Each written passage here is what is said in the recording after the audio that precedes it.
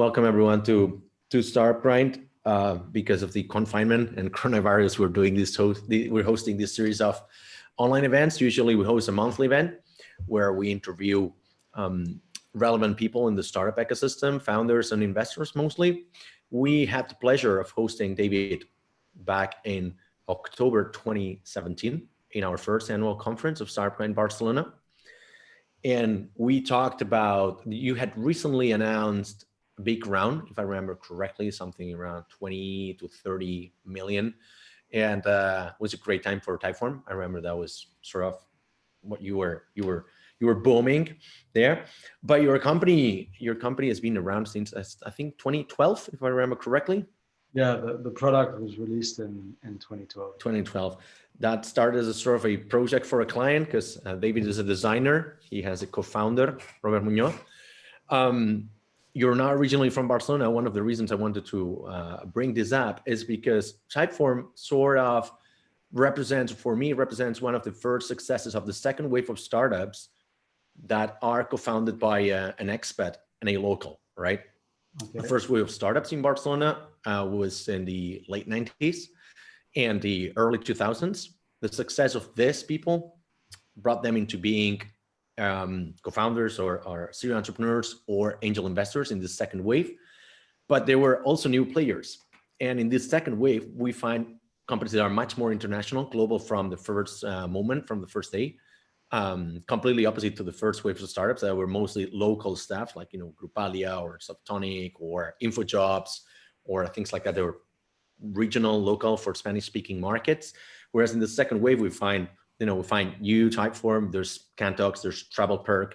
There are a lot of companies from Barcelona representing this sort of combination between a local, a Catalan co-founder and an expat. So if you want to give a little bit of an explanation, how did you arrive here and why did you co-found it with Robert before we go into the topic? I mean, maybe the first thing to say is that I think I arrived at a time where a whole bunch of other people arrived as well. I think like Barcelona started pulling a lot of people around 2007, something like that. I guess I was part of that wave. My story, it starts in Belgium. It goes to the UK because my mum's British. And then eventually through South America, where I actually started working in design because before that I was a musician. Yeah, I remember that. I started a web design agency in Bogota, Colombia. And that's where I really started playing around with interface design and product design. And eventually I decided to move to Barcelona, and it was because I saw a TV program on the TV in Colombia one day about Catalan food. And I was I have to go there. So our marketing is good. Yeah, I'm a bit of a foodie, so that pulled me in, and I was going to move 2 years after seeing that TV program, and 6 months later I had moved here with a 6-month-old kid, and just the pull of Barcelona. For me, it had a lot of great mixture because I'd spent many years before that in London, and I was tired of Colombia. I didn't want to stay there. It was kind of hard for me to work there. So Barcelona kind of struck a nice mixture of it was close enough. It's in Europe. It's pretty centrally located now. I think you don't feel it's that much on the fringes anymore. It's cosmopolitan. The weather's great. You're next to the sea. You've got the mountains. It's got great culture. It's got so much to offer. Exactly. And it's such a beautiful city. So I understand by many people around the time which I came also kind of streamed into Barcelona. So I guess that's why you started seeing a stream of people. And also I remember at the time when I moved telling people hey, I just moved to Barcelona. Everyone's yeah, wow, Barcelona. Whoa, what a great place. I party, right? Yeah, no, everyone seems to love Barcelona. It has this this magic dust around it, internationally. It's everyone always raises an eyebrow when they hear I always say it's probably not the best city in the world, but it's everybody's favorite city in the world. Yeah. Right? Everybody loves it. Yeah. I don't know what it ticks so many boxes, actually. Yeah, Like exactly. there are cities which are better at things than Barcelona is, but in terms of like an all-round city, it's not too big, it's not too small. It's just got a lot of things. That's why I always say we're an 8 out of 10 in every category, probably, right? Yeah, that's a good way to put it. Yeah. Just one quick thing. After we've received messages from the attendees that we didn't send a correct link. That's why we're not seeing a lot of people joining. So we're sending apologies for that. We're sending a new link right away. So we'll see more people coming in. And that's it. Oh, we've got a lot of people doing on YouTube. So not so many here on Zoom, but they will be coming in. Anyways, so that's one of the things I wanted to bring up is in Barcelona, they say in words of, for instance, K Fund, the Spanish VC, they say that, Iñaki Rola always says that in Spain, we've got 3 startup ecosystems. There's Barcelona, there's Madrid, and there's the expats in Barcelona, right? Okay. And one of the things that really strikes me is how you behave as a company in Typeform is that even though you've been, an integral part of the ecosystem, you're really well connected and everybody knows you, you've always been playing like on your own. Like you've always been out of the spotlight because you've been in Poblenou for many years. You want to be in your own office there in Poblenou, which is not surrounded by many startup things. It's not, it's not Piero 1 in Barceloneta, for instance, or it's not the Plaza Catalunya.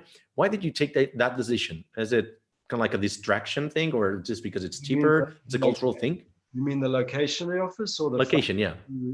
Okay. Well, there's 2 things, because you mentioned that we're not that active in the startup community. So yeah, I mean, location-wise, we just found this fantastic space, which is just on the edge of Poblenou in Bac de Roda with Gran Via, and we just thought it was perfect. So for us, we wanted to be central enough, but we didn't have to be in Poblenou. We also looked around Poblenou, and we would have got something in Poblenou had we found it, but we found like the right space on the edge on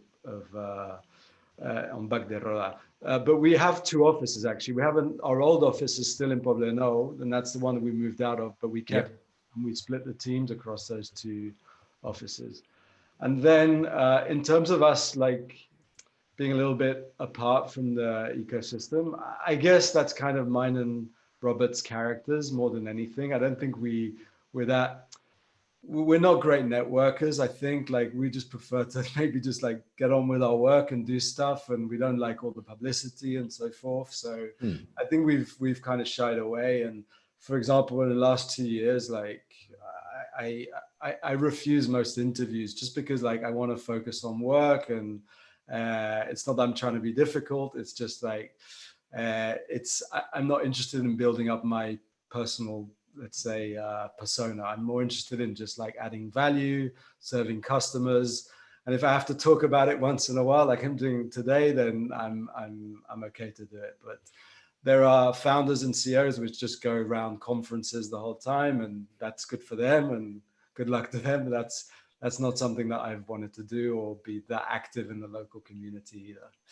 All the more reason to thank you for your time and for joining us in this interview, because Typeform is sort of it's a weird phenomenon, because it's a company that is perceived to come out from the US. So everybody thinks you're from the US, yet you are from Barcelona. Like even the CEO of Starbrand was like, "Oh, you're going to bring Typeform from the US to your conference in Barcelona?" It's like, well, they're just, a bunch of metro stations away. So how did you achieve that? I know that Paul Campillo played a key role in that, but you achieved that sort of like tone and vibe, or, attitude from a like Californian vibe. Yeah, I think that's from our early days, to be honest, because I think the standard of products which are coming out of Barcelona is far superior now than when we first started. And I think we brought like design as a design first culture to building a startup in Barcelona. And maybe there weren't that many startups doing that at the time. And maybe now you're seeing like the design is super important. So you see well-designed products coming out of Barcelona. You see more and more good product designers coming out of Barcelona. Whilst at the time, maybe, because we've been going, 8 years, and that's a long time in tech. And back in the days, like there wasn't that much of it. So that's why I think maybe people just automatically thought maybe we were from from California. But I think it's probably people from Barcelona or surrounding Spain that thought that. Even people in the US, like our CEO at Startup Grind, he's from California, he's from the Bay Area. Style of design, or we had like a very clean look, and it's evolved as well. Like we've kind of like marked our identity on our own branding now, and I think it's very reflective of the culture and maybe even Barcelona. So yeah. And it goes to show that you're a designer. The fact that after stepping down from being a CEO, co-CEO with Robert, you're leading a new project, right? You're leading the new R&D line at Typeform. And if you want to talk a little bit just briefly about Video Ask and why has it become sort of your focus project right now? So let's just say that I got into doing Typeform not because I wanted to be the CEO or lead a company. Like Robert just had a good idea, and we thought like it would be great to get this into the hand of customers. So we basically built a product. It was Typeform, and someone had to kind of lead the day-to-day business. So we did it, the two of us together, because we were the founders. But we never like said, hey, we really want to be like CEO. In fact, that's why we stayed co-CEOs for so long, because neither of us had the ambitions to be like let's say CEO.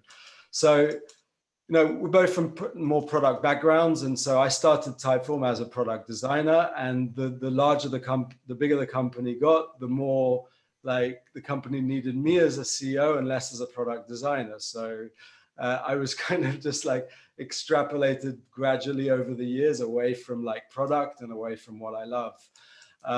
And I mean, there's so much detail here, but I grew tired of that dynamic, and I really wanted to get back to product. I didn't see myself as a long-term CEO or like dealing with all the day-to-day things, being a manager. So I wanted to get back to product, and me and Robert decided to step down like a year and a half ago, and I knew I was going to go back into product.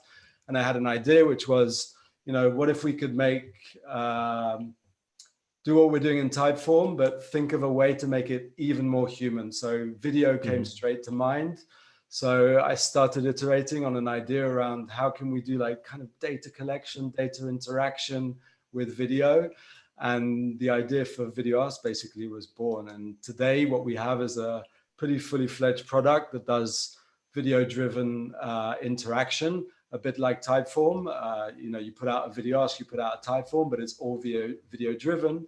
But furthermore, it's about creating relationships with customers. So you put out a Video Ask, you record yourself in video, people respond, they can respond via video, and then you can respond back. So you get into kind of an asynchronous video conversation. So it's really about relationship building. And it's, first of all, I'm having a great time doing this, which is great because I'm back to what I want to do, which is designing products. And I even learned to code a bit. So it's just the closest I can get to customers. And it's just what kind of like ticks my boxes more than being like a manager or anything like that. So just a quick question on that. What is a co-CEO, just for the people that might not understand? It's like you were distributing the tasks of a CEO, you're splitting them in two? Co-CEO is a perversion of being a CEO. It's like replicating tasks or just trying to split them? Because in a startup, there's been co-CEO relationships that have worked. There's been co-CEO relationships that haven't worked. Usually what it is two co-founders that can't decide on responsibilities or which one should go in front. I'm not saying that that's the case in us, but that can be often a reason. And so they split some responsibilities. So for example, with me, I was the kind of CEO more on the product side, although I was still pretty hands-off and more on culture. And maybe Robert was doing culture as well with me, but much more in operations. Okay. And so, we were both trying to act as one CEO, but we were half a CEO. So kind of half as effective. And I think like, at the end of the day, when you're a CEO, the buck has to stop with someone. And when you have two people, it kind of dilutes that responsibility a bit. Exactly. You're kind of like looking at the other and so forth. And when I see like two co-CEOs or even three co-CEOs I've seen at the time, is that I always think, why why don't you get like just one CEO and a COO or something like that, right? Because I'm pretty sure you're not doing exactly the same task. But anyways, yeah. I mean, sometimes co-CEO looks like CEO and COO. So in operations, yeah, exactly. And how about like, so when did this thought of, you know, letting go the management of the first or the forefront management of the company cross your mind for the first time? Was it a sort of, I want to focus on the product, as you say, or was it also, I don't think I'm the right person to take this company to the next level? all of the above, and Okay. it's a very gradual process. Like you don't wake up one day and you make that decision. It's like you start feeling that it's not the right thing for you. In my Yeah. case, I think it took years to get to that point, just All because right. also me and Robert were so intrinsic into the culture, and we had created a certain culture at Typeform, and kind of like extrapolating ourselves out of that was not going to be like an easy task. And I think we were afraid of that, of stepping down as well. Not because we were afraid of like, we wanted to be CEOs and like hanging on to our titles or anything like that, but Yeah. I mean, me personally, I was afraid of stepping down because I had a co-CEO and I didn't want to leave him by himself and like push all the responsibility on him. So Yeah. there was a lot of dynamics going on. But eventually, I think we both realized actually that we weren't up for the task. We didn't have, let's say, the experience or hadn't seen this amount of scale ever. But remember that we're first-time founders, so we're first-time CEOs as well, and every day was a learning. So we haven't like done that, been through it, done that, the whole playbook. We didn't know. So at some point, like, I think when we got to around 150 employees or a bit less, like it just started really dwelling on us, and maybe we took too long to step down. Also, you have to find someone as well, and we didn't even look. We didn't go on a CEO search. Yeah. Just our CEO fell into our lap, really, to be honest. So Yeah, actually, because this is part of the reason I'm asking this is about, there's this, I don't know how it's exactly called in English, it's the impostor syndrome, right? yeah, And we were talking about this with Carlos from Buddy, the CEO of Buddy, and on stage we had this conversation where we both open up and said like, hey, how do you know if you're the right person to take the company to the next level? And he said that he was more often than not having this sort of feeling. And I also have it in my company, even though it's way smaller than yours and Typeform, right? But sometimes I feel like I wake up some of these days that I'm not the right person. I'm not the right CEO for the company at this stage, right? yeah. So when was the like the day that you finally took the decision like, hey, okay, we cannot postpone this anymore. We cannot kick the can down the road any farther. So we got to the decision because the opportunity to step down came about. So Okay. I don't know if you know, but Joachim Lecha is the CEO of From Typeform. Social Point, right? He came. Social Point. He was the chief financial officer and CEO. Correct. And Kim was on our board. Was one of the directors on our board whilst he was still in Social Point. And we basically started striking up a good relationship. Obviously, he was in the board already, and we thought it would be great to get him on board as a COO, because we felt we needed someone as a COO. We needed someone to kind of help us with the next stage of the company. Like we kind of going into the scale up stage, from being a startup to a scale up. So actually, we brought in Kim as a COO. And then we realized quickly after, here's our chance. Like, we think that Kim can be the CEO. And so at that point, that's when we decided that it was a good opportunity to step down. Okay, was it that then it was, I understand it was a decision you took 100% yourselves, right? So it was not like investors sort of suggesting that. There was loads of rumors around the company, everything like Joachim was like an implant and all this stuff. But yeah, it's a decision that we took ourselves. We decided to bring in Kim as our CEO, and we saw the opportunity to make Kim CEO, and that that there was no interference on that. Also, I mean, one thing that proves your point is that you're still in the company, you're still involved, you're leading these important new products, so things like that. Yeah, I remember there were a lot of rumors, but every big company gets rumors just because, you know, it sells press, right? How did your VCs react to that? They were understanding from the get-go. They help you with searching a new CEO. No, because we never started a CEO search. As I mentioned, this all happened organically. And of course, the investors knew Kim because Kim was on the board. Great. So it was just an easy transition. It just made sense. And, you know, we had conversations with our board members that we didn't feel like, you know, that maybe the time is coming near or whatever. So, but we had never officially kicked off like any search or anything like that. It like all things at Typeform, things tend to like happen naturally and like take, what's the expression in Spanish? Las cosas caen por su propio peso. Yeah. That was definitely how it worked with us stepping down. There's actually a good question coming from the audience. So thank you, Caroline, for the one, because it's really strictly related to what we're talking now. What would you recommend to other startups pursuing Series A and later funding to avoid losing control over the top level kind of hires, right? So C-level hires or senior executive. Control of what? Of you as a founder losing control of your company? Probably yes. I cannot answer for her, but losing control of the company, I understand. I don't know, like, what the advice that I could give to myself would be like, don't be afraid, like you're here to add value. And if you need to be introspective and see at some point, you might not be the best person to lead the company, but it doesn't mean that you won't be valuable. So, you know, don't be afraid. I mean, really, if you're not good enough, it'll become very apparent. Like your board will kind of like, they'll maybe nudge you, people in the company may nudge you. And so, so I don't know. This idea about like trying to like desperately control your company, you can put things in your contract when you accept investment to kind of prevent those things, but that's not the way we operate, me and Robert. So it's kind of hard to advise in terms of like from a perspective of defense, because because it's the first company, right? And yeah, you never know. But also it really helps the fact that Kim was already in your board, right? Because other companies bring in an external CEO or external, you know, senior manager, and they go on a you know, they go searching for this kind of profile. So they bring people who are never been related. So that makes it more difficult to blend and to gel with this kind of people. And Kim was brought in as a CEO.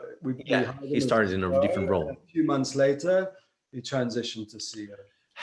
And then since you decide, like the moment you decided to start this transition for Kim to become the CEO, how long did it take until you felt you successfully completed it? Or is it still going on? It's still going on, but I think we had a turning point a few months ago. It was tough, the transition. Like we had a really kind of complicated culture at Typeform.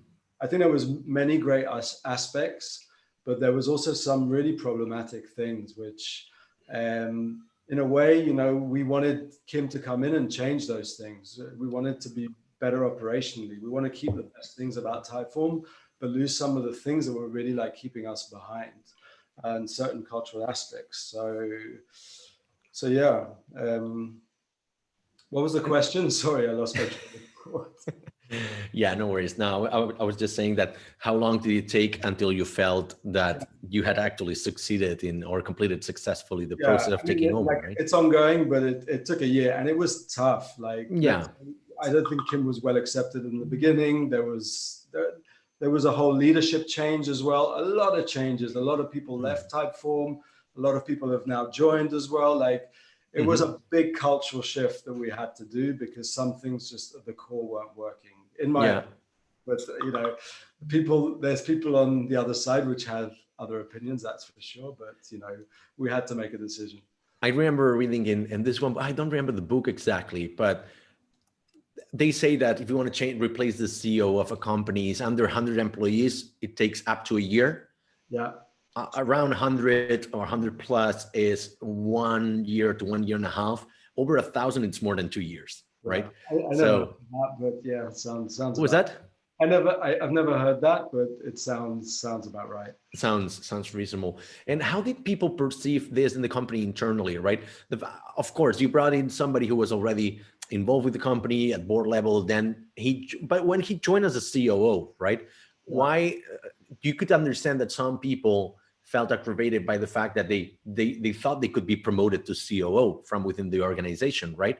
Do you think that's something that happened in the company when you try to bring these external roles for senior management? Because that's always, a point of friction between existing employees and Yeah, no, not in particular, to be honest. not in this case. Okay.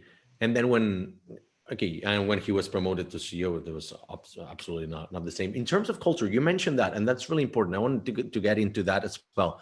So how did that spread? First of all, how did you communicate that? When was the right moment to communicate it to the rest of the team? Who did it?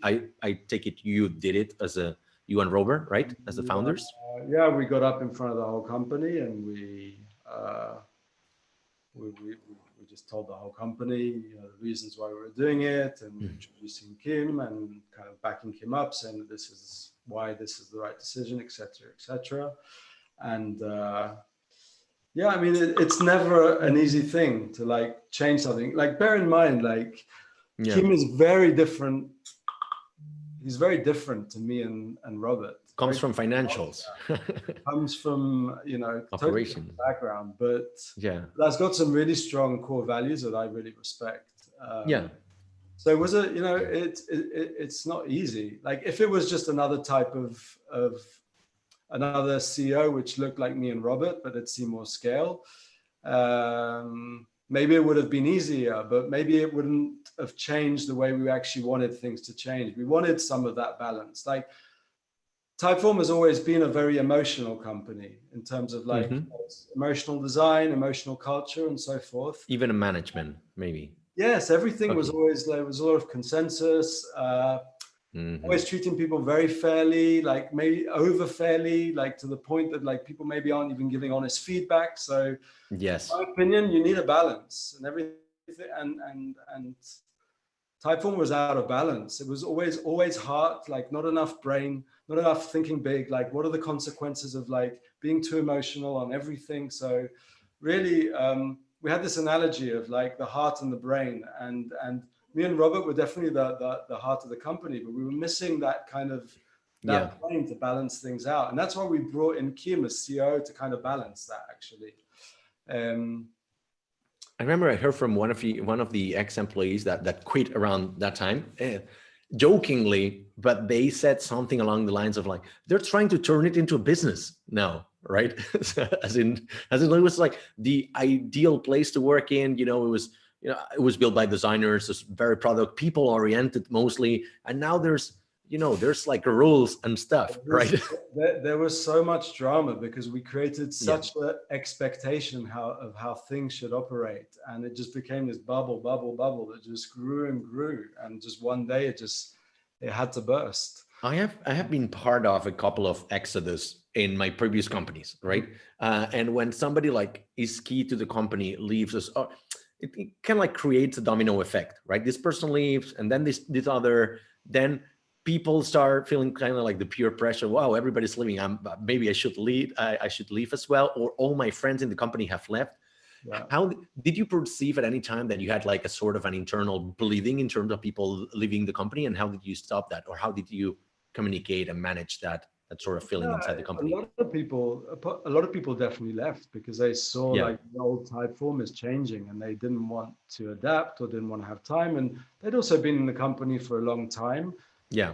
Bear in mind that we had like very little attrition before the change. So we had a whole bunch of people that have been there like over 3 years. So some people were coming to the end of their cycle, didn't want to maybe see a new period through, and they left. I mean, there's all sorts of reasons people sometimes they're more dramatic, sometimes they're less dramatic, but essentially it's a normal part of like companies maturing up, and let's say the old group of people, many will leave, and this happens in many startups.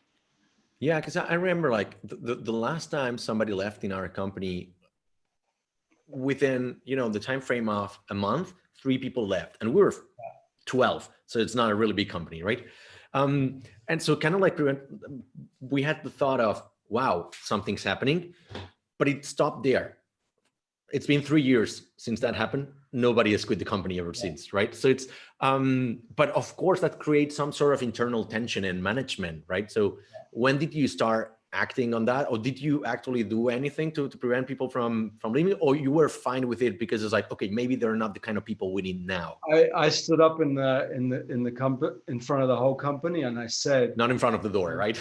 sorry? Not in front of the door.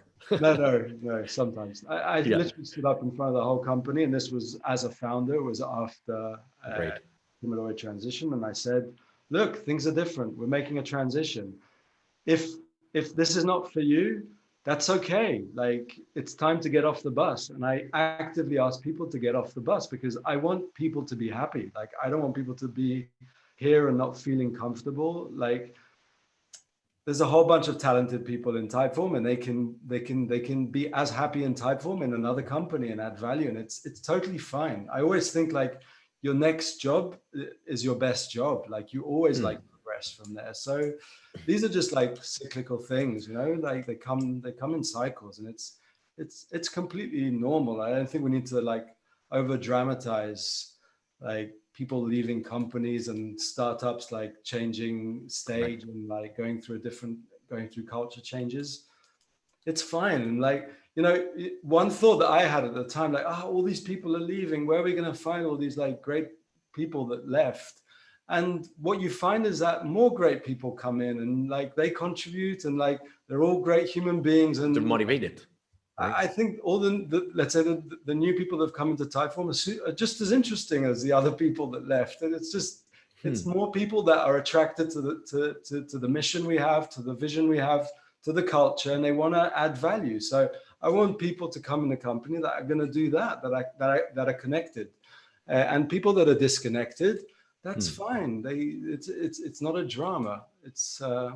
And you would think in an ideal world, there would be the people who leave the company because they're not happy with it, and then the people who stay in the company because they're happy. But there's this uncomfortable group of grumpy people who stay in the company. For too long. They're not aligned with the new management, but they don't want to leave the company, and they're literally a pain in the neck, right? Yeah. Did you have to deal with these people as well, and how did you manage their expectations? Because they're hard to deal with, and I know because I'm one of these persons. Well, I hope, I don't know, but I hope that doesn't exist anymore, that situation resolved itself, that eventually the people that were just unhappy for too long, like, decided to leave. I don't get a feeling that that's the case anymore. I think there's a really good positive, like, get to work, like, pragmatic attitude now in Typeform. At least that's what I see, and that's what I enjoy. Like, I've also changed. I think I'm more pragmatic in things. More direct, more honest, more real, less idealistic, but still with ideals, and much more customer driven. Like, we're here to serve customers, not just ourselves. Like, it felt before in the past like it was, we kind of had an inverse model where, or it felt like an inverse model where we had this motto, people first, but it felt like it was always the employee first and the customer last, right? Yeah. All right. And that's not healthy. I think, it's customer, it's company, it's team, and then the individual. And that's a healthy pyramid. That doesn't mean just because the individual is at the bottom that they don't need to be treated well. But there is a list of priorities in terms of like the greater good. Like, if we don't do well for customers, how will the company survive? If the company can't survive, how can we pay salaries and keep people working, right? Yeah. We don't have a company, how can we have teams which have individuals in them? So it's not like you're printing money, right? but we kind of had this inverse concept of it, and I think we've got our priorities right now. Yeah. And Typeform is a great place to work. It still is a great place to work. You walk in the morning, it just has this positive attitude, and at least that's what I feel. I mean, maybe I'm just like deluded because I'm the founder, but Definitely. I don't feel the same way as I did in the past culture. Like I feel like much more like strong about how things are today than in the past. So do you feel like you're able to concentrate more on the things you like doing as opposed to the things you have to do? Because as a Yeah. CEO, 80% of your time is things you have to do versus 20 is things you like doing. I would argue it's 95 versus 5, but what's your take on Well, it? I'm doing what I love, which is designing Exactly. and managing a product. Managing means like deciding on the product direction, and yeah, I love that, and I can touch things. I can even touch code, so it's great. I've got my hands on a product, and I just want to add value and give the best I can to the customers, and that translates into value for customers, value for the company, value for teams. So you need to be customer focused. It's so important. Like once you've got that right, then everything flows from there.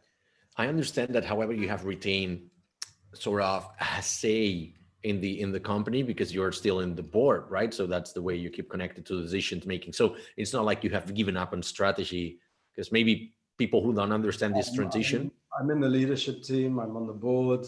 Correct. But I'm now an individual contributor running a team of developers working on a product, basically. So in a way, feels weird that you're sort of reporting to the CEO who should be reporting to you as a founder because you're in the board, right? So it creates this kind of complex relationship. So how did you feel? Over the time, maybe not the first days, I understand that you were still acting as a CEO, and maybe it was Robert, you, and Kim being 3 CEOs because you were transitioning, right? So it was not clearly defined. It was still very blurry. But how about now, like some months in, how do you feel do you feel relieved? Do you feel like, oh, I would do this differently? How do you, this fear of missing out, or do you still get this, I don't know, this urge, or maybe like a feeling that you should be taking over something? No, not anymore. It was relieving for you, right? Plus, I feel, I can influence the product, the company as a founder by having conversations and giving my feedback. And, hopefully people will take that feedback seriously and act on it, but it's just feedback. I'm there to guide more than anything. So no regrets. I'm actually having the best time in my career actually right now. So far. So that's great, because you're sort of creating with Video Ask, you're sort of creating a new Typeform within Typeform, right? So yeah, how does it feel in terms of the expectation? Was that? It's like a little startup within a scale up. Exactly. It's a startup within a scale up, but it's obviously not as difficult. It's still difficult because you're still trying to create, a new brand, a new product, it's a new team, monetize it. But in terms of comparing it to the first days of Typeform, where you didn't have, revenue, or it was your first company. So what things do you think they're easier right now, just because you're inside Typeform? We don't have to spend time thinking about funding. Like right now, I don't have to think anything like in terms of management. Like it's just pure product. So in the beginning of Typeform, we were very product focused, but we had to do some management. We had to hire the team and so forth. Now, basically, we have an HR department that does the hiring for us. We have a security team doing the security. We have a marketing team doing some of the work for us on Video Ask. So it's like a luxury position. Like we have all the services of Typeform, but without the strings of needing to raise capital or doing any of the things that you need to do when you first start a startup. So yeah. So is it an independent team? Do you plan to spin it off, or? No, it's within Typeform. It's another swarm, basically. Video Ask is a separate product completely. So we don't have the dependencies on Typeform, so we can basically move independently. Okay. But you're in control of the hiring of this team right now, or even in the entire company? Yes, I hired the team, but I have support from HR in terms of like finding candidates and all this stuff. So let's say I don't have to do personally any of the admin work around hiring people or the groundwork. When I first started the company with Robert, we had to do all that. So now it's not necessary. And what are you looking for in the people you hire right now? What has changed since the transition? What different set of attitudes, skills, soft skills, or organ roles that you I didn't don't have think before? it's changed that much, to be honest. Always look for like good people in terms of being humble, honest, like genuine, authentic. But I also want people that can kick ass and that are really good at what they do. I think the criteria was there at the beginning, and it's still there now. I think maybe I've just put a bit more emphasis in terms of like working with people that I can really communicate with as well, like that are not too insular, that can work well in a team. So maybe I'm indexing more on that now than maybe in the beginning, let's say. So. And where do you see Video Ask and yourself in a few years? This is something that you can branch off the company, or I don't know. It will eat Typeform from the inside? Don't know what does that mean.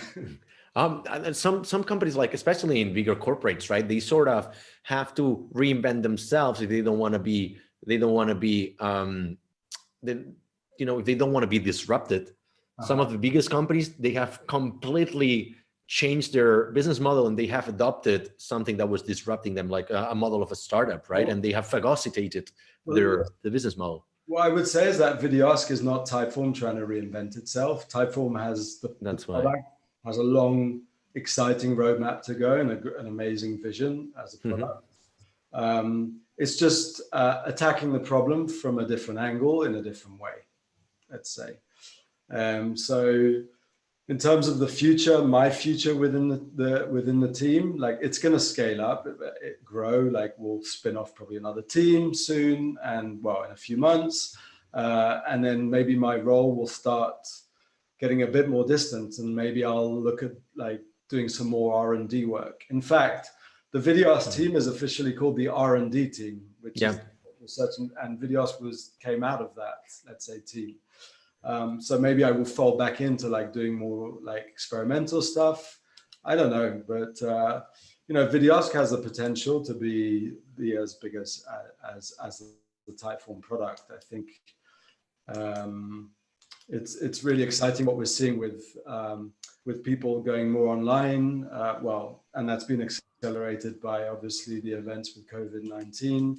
And people are looking for ways to connect and through business, and a tool like Videoask is really quite an apt tool for that. So are you hiring actually?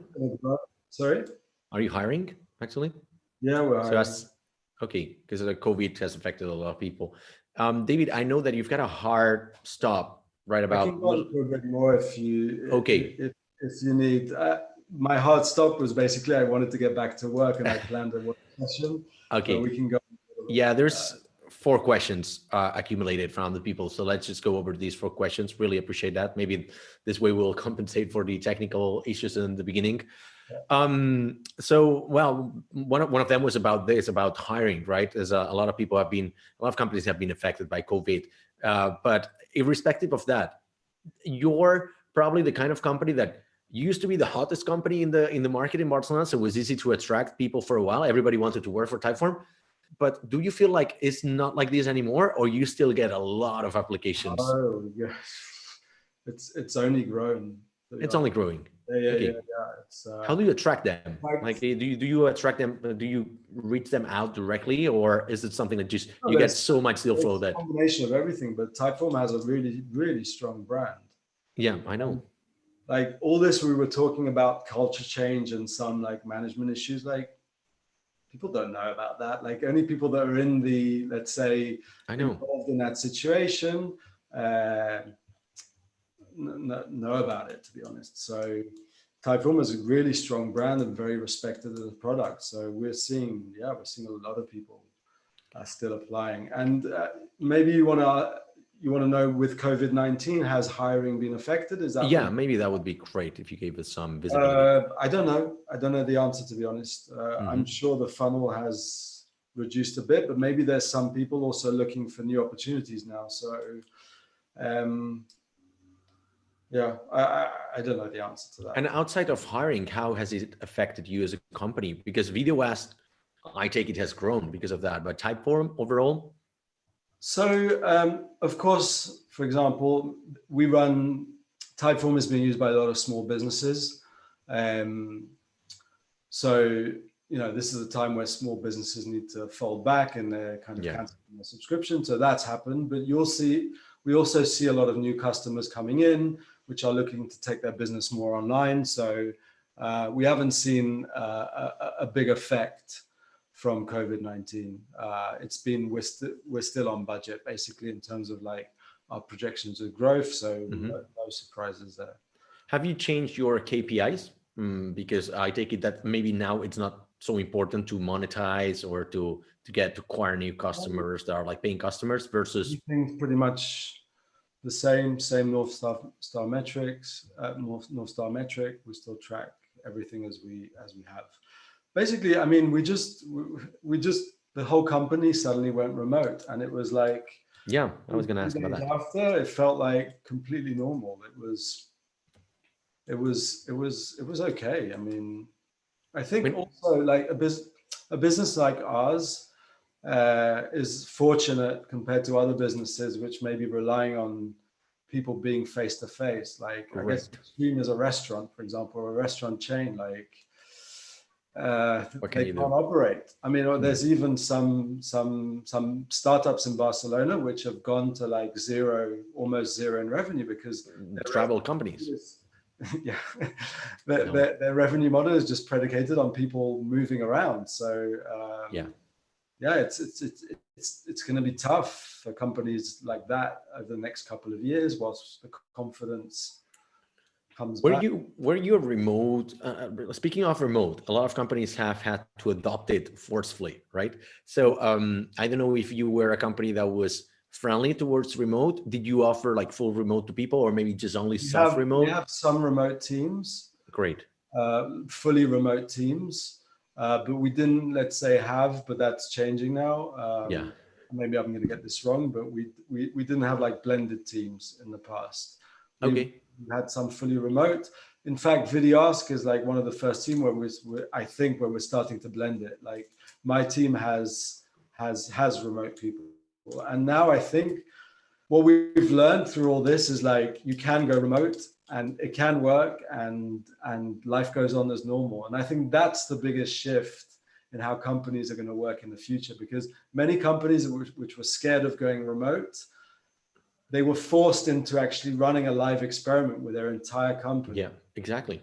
And I think I honestly think that the future of workplace has fundamentally changed, and we're not going to go back to what we had before. It's going to be a different new thing. So remote is here to stay. It's a what? Sorry? It's here to stay. Yeah, I mean, in Typeform, I understand. Yeah, no, everything. Yeah, it's a new thing. And we're not going to go back to what we had, for sure. No, of course, but some companies, they were forced to do remote overnight, but they were not lucky to be a SaaS or a software company or a tech savvy company like probably you are, and you've got essentially, salespeople, marketing people, designers, and developers, which is 100% stuff that can be done remotely, right? Other companies, they don't have, a VPN in place, they don't have the the workflows in place, they don't even have the people that are actually capable of working remotely. So they might be revoking that remote perk from their benefits as soon as this is over, right? A lot of companies and a lot of people are having a very hard time through this. Like, we're in a privileged position. Like, very lucky in that respect. Also, another cool thing that I think you guys do, and I think you deserve more credit, is you're able to attract a lot of international people to Barcelona who then stay in Barcelona and create other companies, right?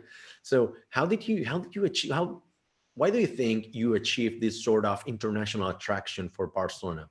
I think it's down to a very open culture, and English is a first language in the office. Maybe that's something that wasn't very prevalent in the past. Maybe more companies are doing that now. and we always had a blend from the beginning. So, you know, I remember when we were 30 people in the company, we had like loads of different nationalities. So people were bringing in other people from all over the world as well. So it was like that from the beginning. Two quick questions to wrap this up, and we're done for today.